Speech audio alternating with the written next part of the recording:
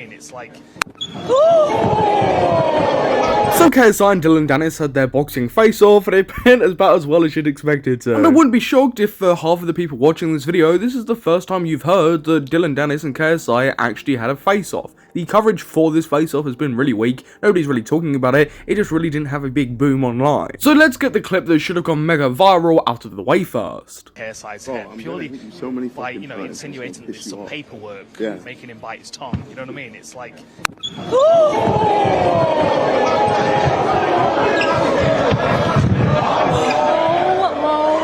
camera's gone, okay. Did you see that coming? I did not see that coming. I did not see that coming. What the hell was that scream or laugh or whatever that was? It did not sound real. For maybe people that are confused of what happened, KSI slapped Dillon Danis with a pancake. KSI tweeted out happy pancake day at Dillon Danis. From what I've seen online, the conversation around this fight against Dillon Danis has been mostly dead. I thought more people would be talking about it by now, especially after a clip like that went out, but you know, it's been pretty quiet. It's very clear that KSI just tried to replicate Dillon Danis' coffee throw, but it didn't work. There's a difference between throwing a coffee and just slapping someone with a bloody pancake. There's more shock around the coffee, and I think a lot of people who are actually interested in this fight, or the people that will genuinely be following this fight, know that KSI is probably going to do something like this. So this isn't too crazy, unlike, you know, Dillon Danis throwing coffee at KSI. Apparently, Deji reacted to this clip, so I actually want to see what his thoughts are on it. You know what I mean? It's like... Oh! Gigi!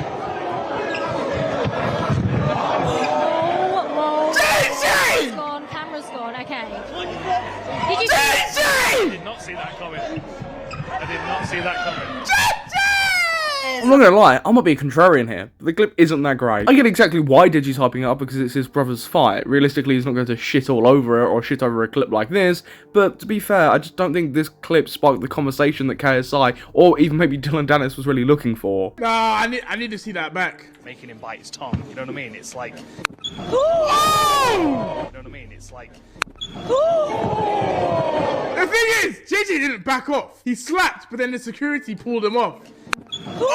On your 6th or 7th time watching, it still can't be that exciting. It isn't that great of a clip. But aside from Pancake Gate, what actually happened at this face-off? Because I'm telling you, the overwhelming majority of people that might even be watching this fight have no idea, right? It really just didn't get the coverage. Nobody was really interested. Nobody's really talking about it.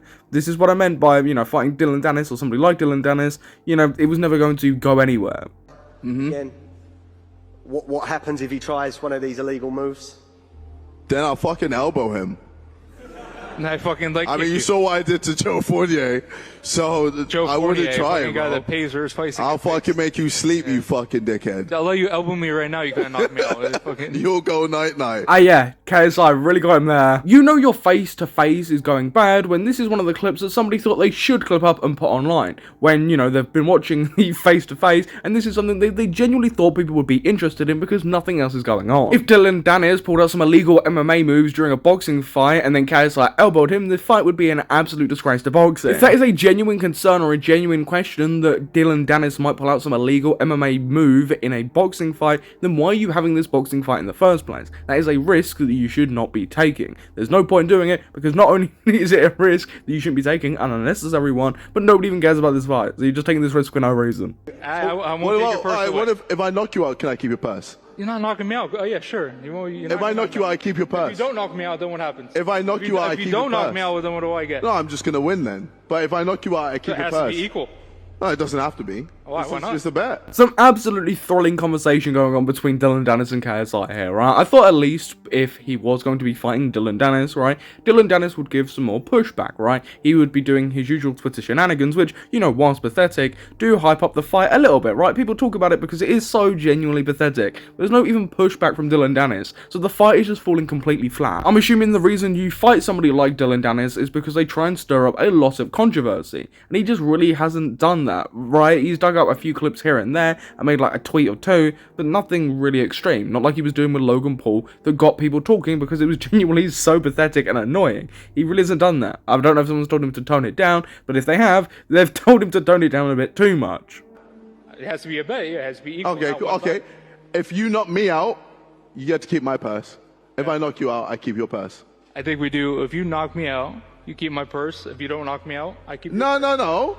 If you knock me out, If you knock me out, you get to keep my purse. Oh, thrilling stuff. You know, I think people are going to see this and get really excited for this fight. I reckon they're going to be absolutely ecstatic. Again, you know it's bad when somebody thought, okay, there's nothing going on. This is a clip-worthy moment that I should be posting online. You'd think there might be a little bit more of an exciting clip coming from a face-to-face. It doesn't have to be something extreme, but come on, man. This is genuinely so boring. JJ, pro boxing fans, what does this year look like for you? If you could have three fights this year, who would they be?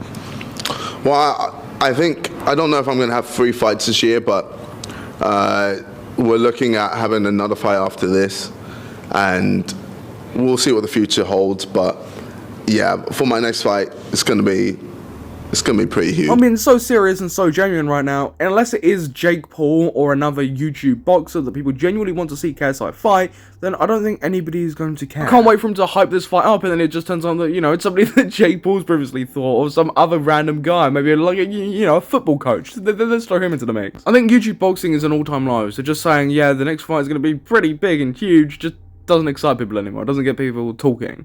Yeah, I mean, if everything goes the way it's meant to go, it's going to be pretty big. I think probably, actually I don't want to say too much, but yeah, it's going to be a big fight. See, I like to think that, you know, the reason he backed down there and didn't want to keep shilling the fight is because it really isn't a big fight, and, you know, he's just fighting some disabled guy across the road. But, you know, I'm not going to make any prejudgments, right? Let's wait for the announcement for this fight after the Dillon Danis one, and you never know, it might actually be a huge and insane fight. I think Jake Paul ruined it completely. Him fighting an AOP Mike Tyson. Whilst Jake Paul fighting Mike Tyson was a genuine disgrace, I don't think it's that reason that YouTube boxing died or it got ruined. YouTube boxing has been on the decline since the oversaturation of the market. Look at something like Misfits having so many boxing events that are to do with YouTubers in 1 year. It's completely oversaturated, nobody cares about the fights anymore, so it just got ruined that way and died. I don't think it's fair to blame this most recent Mike Tyson Jake Paul fight on the reason why YouTube boxing has been declining. There are just so many YouTube boxing events and fights and nobody really cares anymore. It's completely become an oversaturated market. So yeah, that's why it's on down low, that's why it's been ruined, not because Mike Tyson fought Jake Paul. Whilst that was a disgrace to boxing, that's genuinely just not the reason why YouTube boxing has been ruined. Mike Tyson was not meant to be in that ring by any means, and it was a disgrace to boxing, and you know, stuff like that, you know, angers Turkey, and you can see that Turkey is very passionate when it comes to boxing. And you know, Mike Tyson's a legend. You don't do stuff like that for a legend, even if, you know, money's been thrown at you. It was just disgusting. It was a disgusting moment. That's something that I actually agree with when it comes to KSI, is that Jake Paul fight with Mike Tyson shouldn't have happened. It was disgusting, it was gross. The fact that it did happen is a disgrace to boxing, and the fact that nobody shut it down is disgusting as well. And stuff like that annoyed him, and, you know, Jake also trying to fight Canelo and trying to, you know, just make boxing a circus. I feel like that's what Jake Paul is trying to do, and I think that is one of the reasons why he sees the whole side of the internet, YouTube boxing's side, as just a bit of a mess, and that's why he didn't want to touch it. But you know, when he talked to me, he realized, oh, there's another side to it. There's people who actually take it seriously. You know, obviously I've got a lot of things going on, but when it comes to boxing, whenever I go into the ring, you know, I take it seriously, and I'm fighting serious people. So. But that isn't the same across the board. If you ask half the content creators that have fought, they're not fighting because they genuinely want to fight. They're fighting because, you know, it's a fun experience. They want to make a bit of money, and they just want to beat someone up because it's great content. If you're trying to believe that there's a large portion of YouTube boxing that are doing it for the love of the game, you'd be heavily mistaken and just kidding yourself. Of course, there are going to be YouTubers who are doing YouTube boxing that genuinely love it. Take someone like a Nissan Gibb, for example, who, it's very clear, loves boxing, and that's one of his main passions.